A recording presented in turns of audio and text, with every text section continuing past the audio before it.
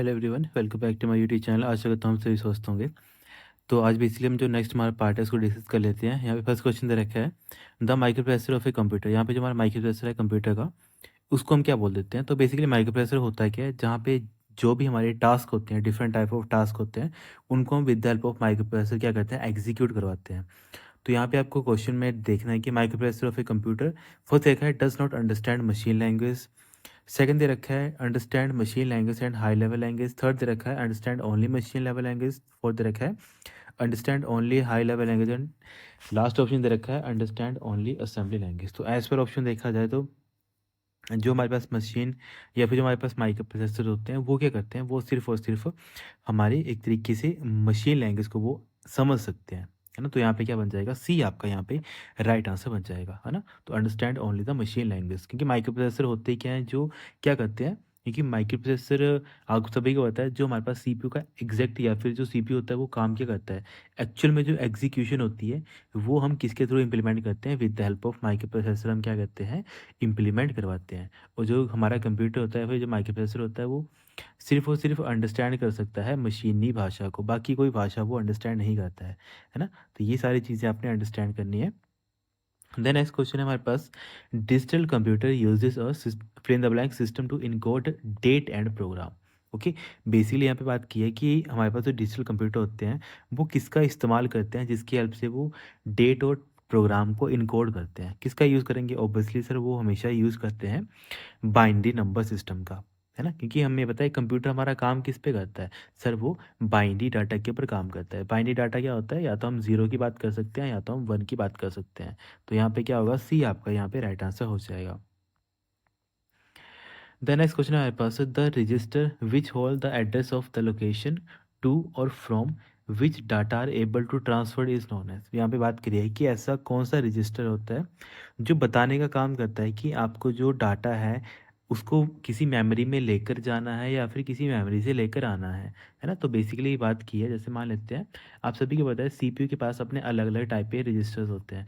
तो इनमें से एक रजिस्टर आता है आपके पास मेमोरी एड्रेस रजिस्टर, है ना। तो मेमोरी एड्रेस रजिस्टर क्या काम करता है, जैसे सपोज कर लेता हूँ, ये आ गया आपके पास रैम, ये आपके पास आ गई रैम। अब यहाँ पे रैम में क्या होता है, आप सभी को पता है, यहाँ पे अलग अलग एड्रेस होते हैं। तो मान लेते हैं ये एड्रेस 101 आ गया, ये 102 आ गया और ये हमारे पास 103 आ गया।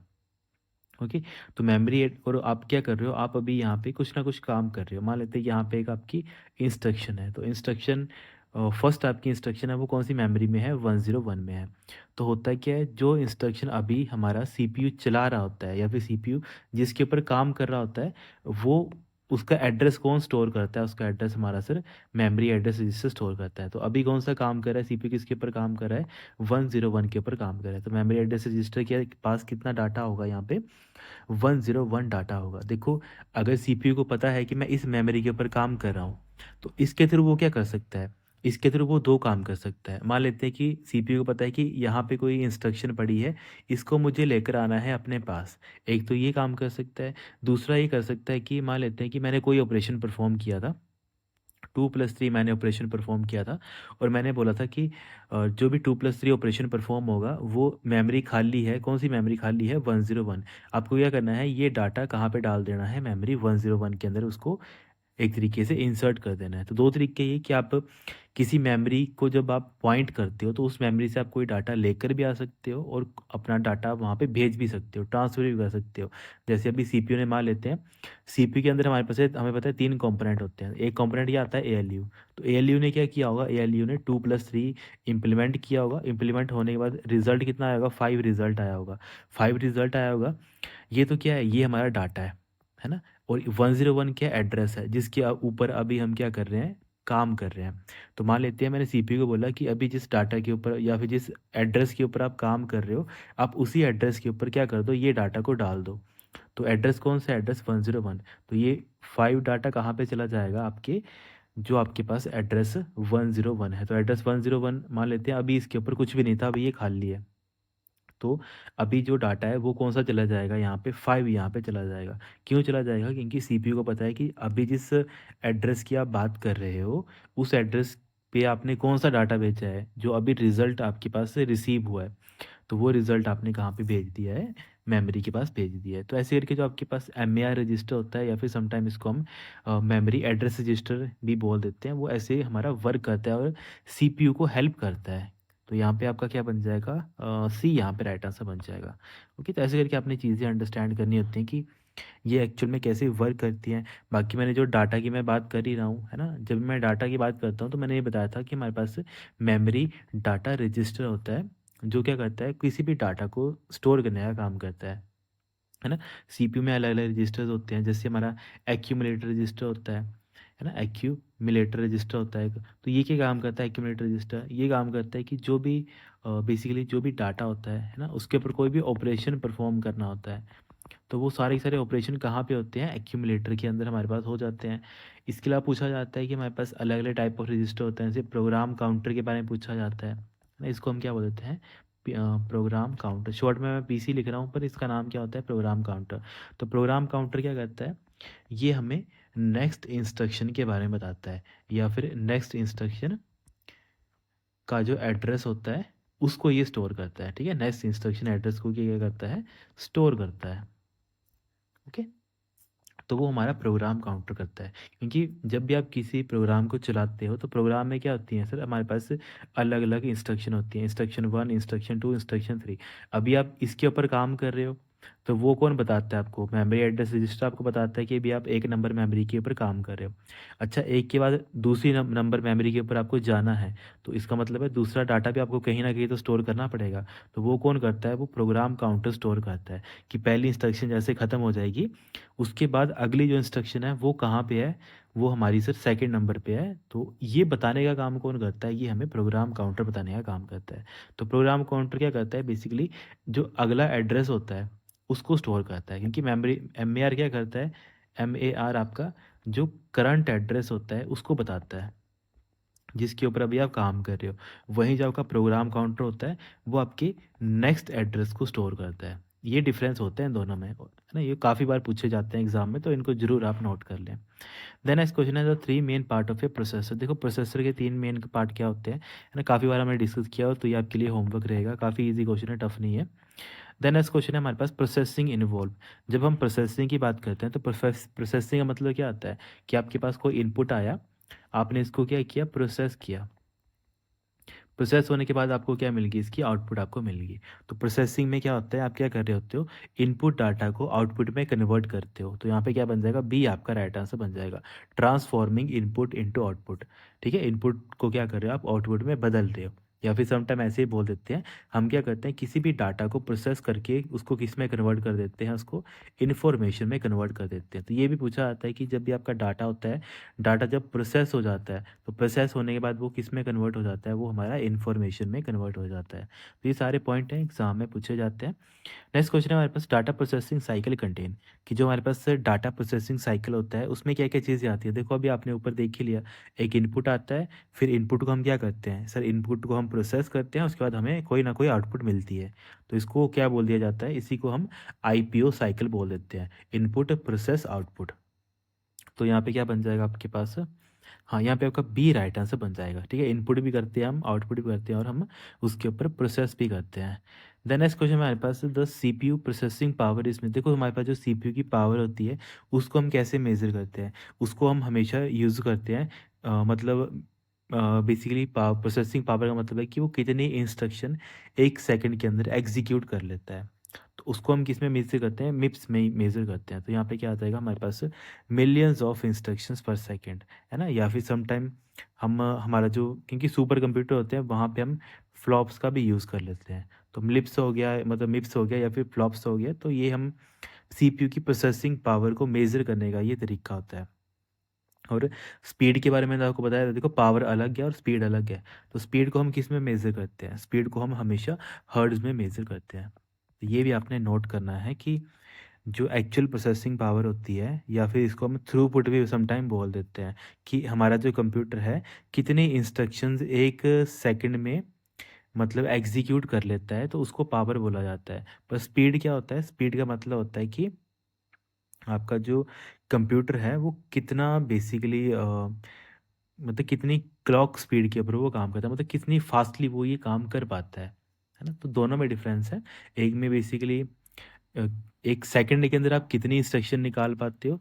दूसरा आता है कि कौन सी बेसिकली फ्रीक्वेंसी के ऊपर वो काम करता है, ये चीज़ इम्प्लीमेंट करने के लिए। तो स्पीड अलग आती है और जो आपकी प्रोसेसिंग पावर होती है वो आपकी अलग आती है। तो स्पीड हमेशा हम हर्ट्ज़ में मेज़र करते हैं और एग्ज़ाम में ना उसको एच करके लिखा होता है शॉर्ट फॉर्म में। तो ये भी आपने नोट करना है।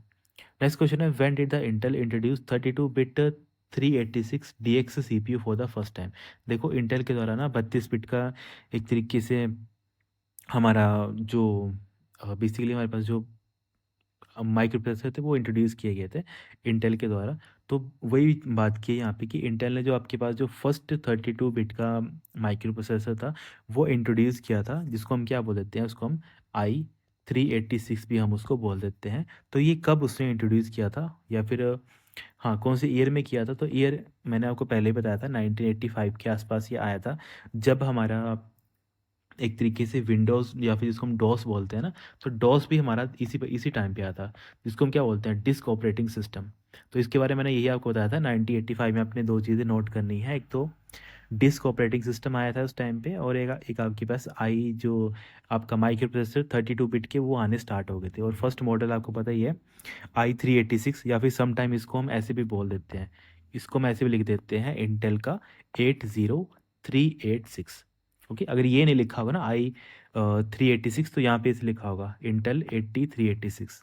तो मतलब हम उसी की बात कर रहे हैं। और ये क्या था हमारे पास, 32 बिट का माइक्रो प्रोसेसर था। जैसे हमने अलग अलग पढ़े थे ना, मैंने आपको 4 बिट का बताया था, है ना, इसके अलावा मैंने आपको 8 बिट का भी बताया था, फिर इसमें 16 बिट का भी बताया था। तो वैसे हमारे पास 32 बिट के जो माइक्रो प्रोसेसर थे, तो वो हमारा जो फर्स्ट टाइम जो इंट्रोड्यूस किया गया था, है ना, तो उसका नाम क्या था, इंटेल का 386 माइक्रो प्रोसेसर। तो ये सारे पॉइंट इंपॉर्टेंट है, तो इनको यहाँ पे आप नोट कर लेना, क्योंकि यहाँ पे दे नहीं रखा था, ऑप्शंस नहीं थे, तो आपने सिंपल नोट करना है। यहाँ पे हम सिर्फ 1985 की बात करें कि यहाँ पे फर्स्ट टाइम बात की ना कि इंट्रोड्यूस कब हुआ था, तो ये 1985 में ये इंट्रोड्यूस हुआ था। नेक्स्ट क्वेश्चन हमारे पास था, read write line belong to. देखो रीड राइट जो लाइन होती है ये कहाँ पे होती है, क्योंकि यहाँ पे हम क्या कर रहे हैं, डाट बेसिकली रीड कर रहे हैं और क्या कर रहे हैं, राइट कर रहे हैं। तो रीड राइट करने का मतलब है हम क्या कर रहे हैं वहाँ पे, अ, देखो हम जब सीपीयू की बात कर लेते हैं, पहले आपको ये चीज़ क्लैरिफाई होनी चाहिए कि रीड राइट जो आपकी रीड या फिर राइट की जो लाइन होती है ये आप कहाँ पे पढ़ते हैं, क्योंकि हमने जब सीपीयू के तीन कंपोनेंट मैंने आपको बताया था, एएलयू की बात कर लेते हैं, एक उसकी मेमोरीज होती है इसको रजिस्टर बोल देते हैं, और एक उनका पार्ट होता है कौन सा, कंट्रोल यूनिट का। तो जब आप कंट्रोल यूनिट के बारे में पढ़ते हो तो आपको पता है कि जब आप किसी चीज़ को कंट्रोल करते हो, तो कंट्रोल करने का मतलब है, आपको मान लेते हैं कि आपको मेमोरी से आपका जो ये कंप्यूटर में आपकी रैम है, रैम से मान लेते हैं ये आपके सीपीयू आ गया, ठीक है। अब यहाँ पे सीपीयू के पैसे अंदर ही होता है एक यूनिट, इसका नाम होता है कंट्रोल यूनिट। इसको मैं थोड़ा यहाँ पे कर देता हूँ हाईलाइट, इसको हम बोल देते हैं कंट्रोल यूनिट।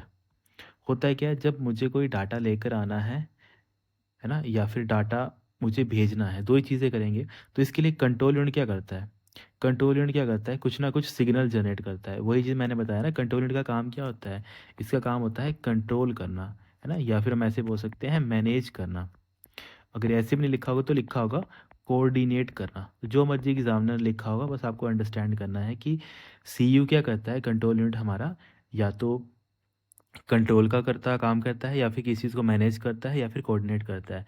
अब देखो होता है कि ऐसे मान लेते हैं कि मेरी कंप्यूटर रैम है, रैम के अंदर मेरे पास डाटा पड़ा है यहाँ पे 10 और यहाँ पे पड़ा है 20, है ना। अब देखो होता क्या है, जब मुझे मान लेते हैं मुझे इन दोनों को प्लस करना है, 10 और 20 का मुझे प्लस करना है, तो इसका मतलब है कंट्रोल यूनिट कुछ ना कुछ तो करेगा। कंट्रोल यूनिट क्या बोलेगा, पहले मेमोरी में जाओ, मतलब वो क्या करेगा, वो बोलेगा कि जो यहाँ पे आप ये बस देख रहे हो, जो यहाँ पे एक तार जा रही है, इस तार के थ्रू आप क्या करो, इस तार के थ्रू एक हमारे पास मेमोरी है, इस मेमोरी का जो डाटा है उसको मेरे पास लेकर आओ। तो ये डाटा कहाँ पे जाएगा, यहाँ से होते होते होते कहाँ जाएगा, सीपीयू के पास जाएगा। अच्छा 10 तो आ गए सीपीयू के पास, प्लस दूसरा वैल्यू भी तो चाहिए, तो फिर से यहाँ पे क्या कर रहा है, देखो कंट्रोल ने क्या कर रहा है, ये हमें रीड सिग्नल दे रहा है कि आप क्या करो, मेमोरी से डाटा लेकर आओ, पढ़ के आओ, रीड करके आओ। फिर से 20 के लिए फिर से ये भेजेगा कि आप 20 के डाटा को क्या करो, फिर से लेकर आओ और इसको सीपीयू के पास भेज दो। तो दो बार इसने क्या किया, फर्स्ट टाइम इसने रीड किया 10 को, सेकेंड टाइम फिर से रीड सिग्नल हुआ किसके लिए, 20 के लिए।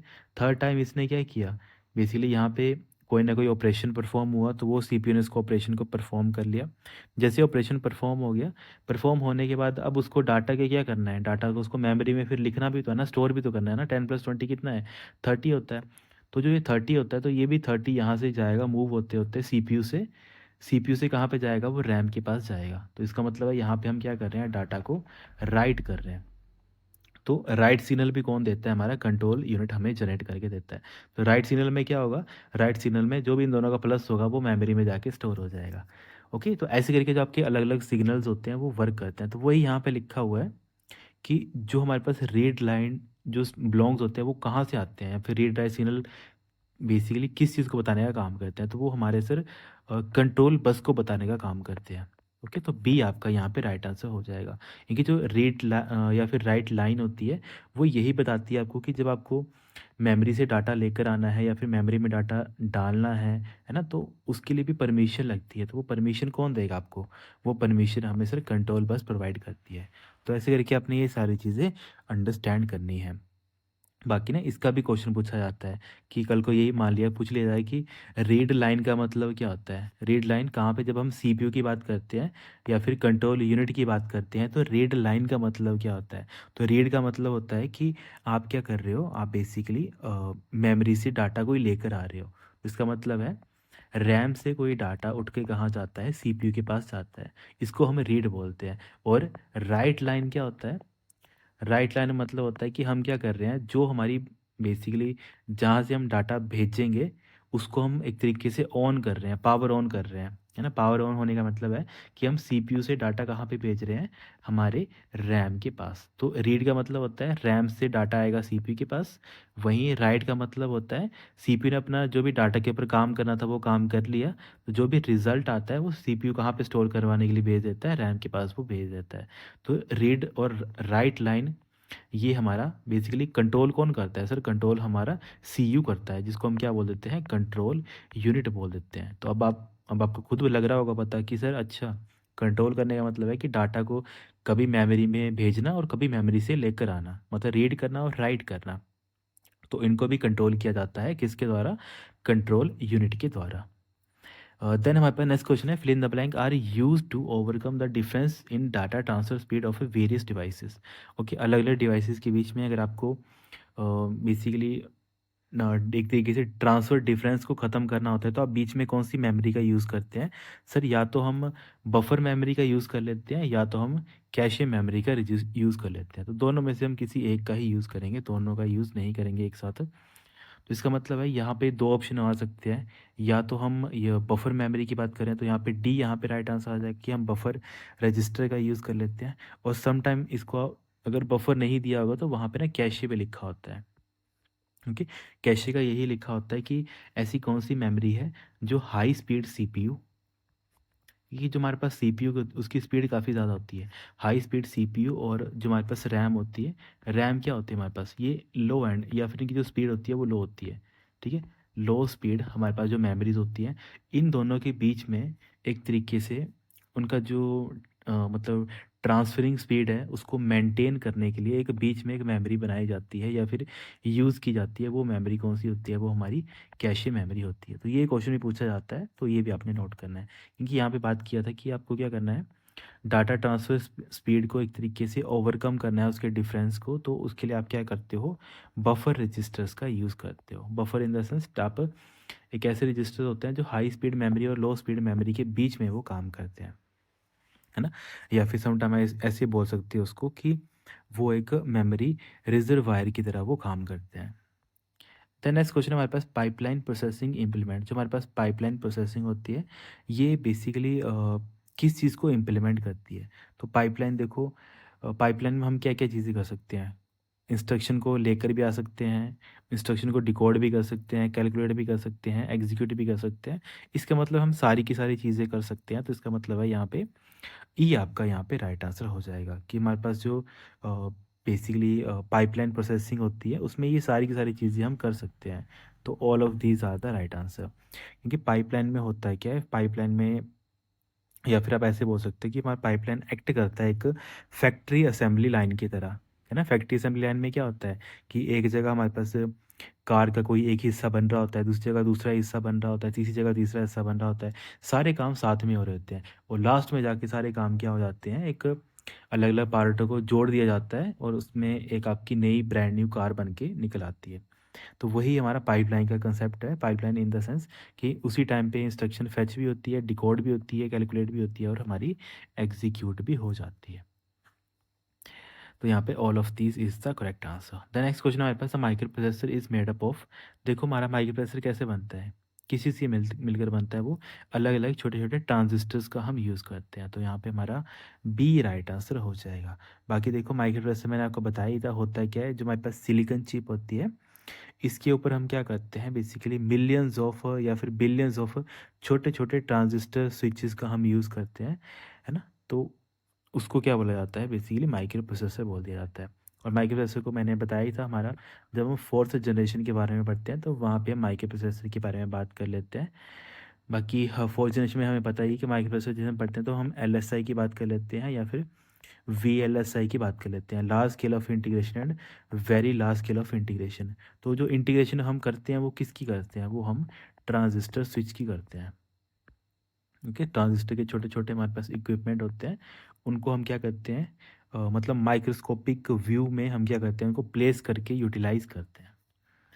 द नेक्स्ट क्वेश्चन हमारे पास, microprocessor can be use to make. तो माइक्रो प्रोसेसर की हेल्प से आप क्या क्या चीज़ें बना सकते हो। देखो माइक्रो प्रोसेसर से आप कुछ भी बना सकते हो, कंप्यूटर बना सकते हो, डिजिटल सिस्टम बना सकते हैं, कैलकुलेटर बना सकते हैं। इसका मतलब है ऑल ऑफ दीज यहाँ पे क्या बन जाएगा, करेक्ट आपका राइट आंसर बन जाएगा। How many unit in a single bus structure communicate at a time.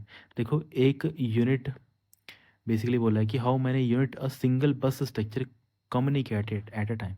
तो एक सिंगल बस है वो एक समय पे कितने डाटा के ऊपर कम्युनिकेट कर सकता है। तो ऑब्वियसली सिर्फ वो दो के ऊपर ही कम्युनिकेट कर सकता है ना। दो के मतलब क्या हो सकता है, या तो डाटा को आप सेंड कर सकते हो या फिर जो डाटा सेंटर की साइड से है, और या तो डाटा कोई हमारा रिसीवर की साइड का है ना। तो मतलब एक सिंगल बस सिर्फ और सिर्फ दो ही जो मतलब कंपोनेंट है उनके साथ वो क्या कर सकता है, कम्युनिकेट कर सकता है ना। लाइक ऐसे समझ लो कि आपका आपका कंप्यूटर एक आ गया और आपका कंप्यूटर दूसरा आ गया, इन दोनों के बीच में मैंने एक तार लगा दिया। तो इसका मतलब है कि ये सिर्फ और सिर्फ जो हमारे पास सिंगल बस मैंने लगाई है, जो यहाँ पे मैंने सिंगल एक तार मैंने लगाई है, इसको मैं बस बोल देता हूँ। तो इसके थ्रू ये क्या कर सकती है, या तो आप डाटा भेज सकते हो या तो आप डाटा को रिसीव कर सकते हो। ओके, और पर क्वेश्चन पूछा है कि how many units in a single bus structure communicate at a time. तो कितने डिवाइसेस आपस में कम्युनिकेट कर सकते हैं एक बस के साथ। तो सिर्फ सर दो ही कर सकते हैं, एक ये कर सकता है और एक ये कर सकता है। तो only two devices are communicate each other, जब हम क्या करते हैं सिंगल बस कनेक्शन की बात कर लेते हैं। देन हमारे पास नेक्स्ट क्वेश्चन है, a computer fall into a fill in the blank category if it is a at a time of construction one of the fastest computer in the world. Okay, तो इनको हम क्या बोलते हैं, super computer हम उसको बोल देते हैं। वही ऑप्शन में क्वेश्चन में आंसर दे दिया है कि one of the fastest computer, मतलब सुपर कंप्यूटर को हम उस कैटेगरी में रख सकते हैं कि जब वो बनाए जाते हैं तो वो सबसे पावरफुल कंप्यूटर बन जाते हैं दुनिया के। तो वो कौन से कंप्यूटर होते हैं, वो हमारे सुपर कंप्यूटर वो हमारे बन जाते हैं। तो ऐसे करके ये सारे क्वेश्चन है इंपॉर्टेंट है, तो इनको आपने क्या करना है, नोट करना है। देन हमारे पास नेक्स्ट क्वेश्चन है, fill in the blank is defined as a science of selecting and interconnecting hardware component to create computer that meet functional performance and cost गोल।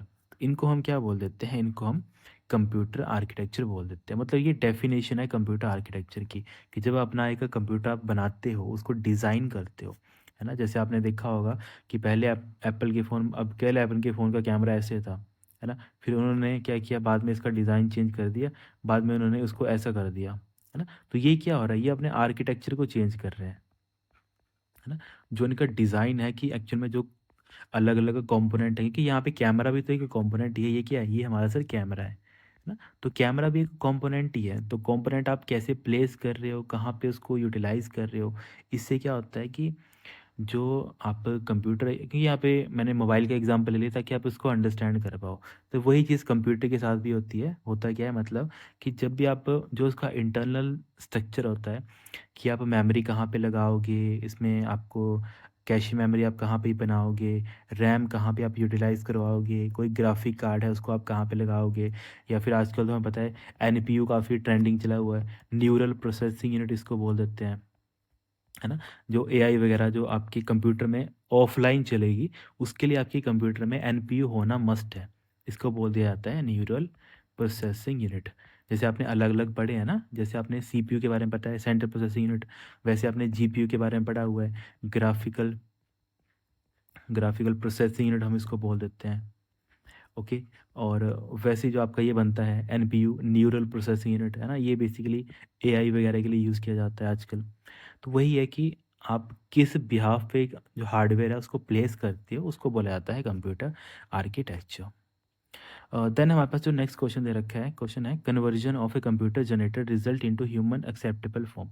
देखो होता है क्या है, हमने जब डाटा इनपुट दिया, हमने तो मान लेते हैं हमने लिखा एबीसी, कंप्यूटर उसको कन्वर्ट कर दिया 01 01 01 01, अपने बिहाफ पे उसने उसको कन्वर्ट कर दिया, बाइनरी में कन्वर्ट कर दिया। इसके ऊपर उसने ऑपरेशन परफॉर्म किया, मतलब ये डाटा सीपी के पास गया, सीपी ने ऑपरेशन परफॉर्म किया, ऑपरेशन परफॉर्म होने के बाद उसने कुछ भी चीज़ एक्स वाई जेड परफॉर्म कर दी, है ना, ऑपरेशन परफॉर्म होगी, तो ऑपरेशन परफॉर्म होने के बाद उसने उसको कहाँ पे भेज दिया, जो भी ऑपरेशन परफॉर्म हुआ 01 01 करके, उसको उसने भेज दिया कहाँ पे, इसने उसको भेज दिया हमारे कंप्यूटर स्क्रीन के ऊपर, है ना। तो ये मेरा डाटा था, इसको इसने प्रोसेस किया, प्रोसेस होने के बाद जो भी आउटपुट आई, आउटपुट इसने कहाँ पे भेज दी, आउटपुट इसने भेज दी मेरे कंप्यूटर स्क्रीन के पास। तो कंप्यूटर स्क्रीन के ऊपर क्या होता है हमारे पास, जैसे इनपुट से हमारा जो जो मैंने लिखा, वो लिखा लिखा हुआ ऑटोमेटिकली हमारा किस में कन्वर्ट हो जाता है, बाइनरी में कन्वर्ट हो जाता है। तो वैसे ही जब सीपीयू से कोई हमें रिजल्ट मिलता है, तो वो रिजल्ट फिर बाद में क्या होता है, वो चेंज हो जाता है। मान लेते हैं कि मुझे एबीसी कंप्यूटर स्क्रीन के ऊपर लिखना था, तो पहले एबीसी कन्वर्ट हुआ बाइनरी में, सीपीयू ने उसको प्रोसेस किया, प्रोसेस होने के बाद उसको आउटपुट स्क्रीन के ऊपर के पास भेज दिया। जैसे आउटपुट स्क्रीन के पास वो गया, उसने फिर से बाइनरी को किस में कन्वर्ट कर दिया, इसमें कन्वर्ट कर दिया, एबीसी में कन्वर्ट कर दिया। तो यहाँ पे मुझे कंप्यूटर स्क्रीन पे क्या दिखेगा, एबीसी यहाँ पे देखने को मिल जाएगा, है ना। तो ये चीज़ें आपने अंडरस्टैंड करनी है कि जो भी आपका कन्वर्ट होता है कंप्यूटर जनरेटेड रिजल्ट किस में, ह्यूमन एक्सेप्टेबल में, क्योंकि ह्यूमन को कैसे पता है, ह्यूमन को एबीसी ही पता है। मान लेते हैं मैंने यहाँ पे लिख देता 10 10 10 1 ऐसे करके लिख देता, तो उसको पता नहीं लगता, है ना। तो वही चीज़ लिखी है कि ह्यूमन एक्सेप्टेबल फॉर्म आपको कहाँ पे दिखती है, हमें सर हमारे आउटपुट इंटरफेस या फिर आउटपुट डिवाइस की हमें ऊपर ये देखने को मिलती है। तो ये सारी चीज़ें हैं, काइंडली आपने इनको अंडरस्टैंड करना है। देन हमारे पास जो नेक्स्ट क्वेश्चन है, the basic unit with in a computer that capable of holding a single unit of data. तो सिंगल यूनिट ऑफ डाटा कौन होल्ड करता है सर, वो हमारे फ्लिप फ्लॉप होल्ड करते हैं, है ना। तो फ्लिप फ्लॉप होल्ड करते हैं, पर यहाँ पे फ्लिप फ्लॉप नहीं दे रखा है, तो मोस्ट अप्रोप्रिएट आंसर कौन सा हो जाएगा यहाँ पे, रजिस्टर यहाँ पे राइट आंसर हो जाएगा। क्योंकि जो बेसिकली हमारे रजिस्टर्स होते हैं, अगर मैं सिंगल रजिस्टर की बात कर लूँ, या फिर जो रजिस्टर होते हैं वो हमारे फ्लिप फ्लॉप से ही बने होते हैं, है ना। फ्लिप फ्लॉप क्या होती है, सबसे क्वेश्चन पूछा आता है कि who is the fundamental building block of a computer, building block of a computer, तो वो कौन होती है हमारे पास, फ्लिप फ्लॉप होता है। अगर कंप्यूटर नहीं लिखा होगा तो वहाँ पे लिखा होगा डिजिटल सर्किट, ठीक है। तो डिजिटल सर्किट है चाहे कुछ भी है, तो वहाँ पे आपका फ्लिप फ्लॉप राइट आंसर बन जाएगा। द नेक्स्ट क्वेश्चन है सी इन अ सीपीयू। चलो ये आपके लिए सिंपल सा होमवर्क रहेगा, काफ़ी इजी क्वेश्चन है, ज़्यादा टफ नहीं है। तो इसके लिए आप नीचे मुझे कमेंट करके इसका राइट आंसर बताएंगे, ठीक है। ठीक है students, thank you so much, have a great day.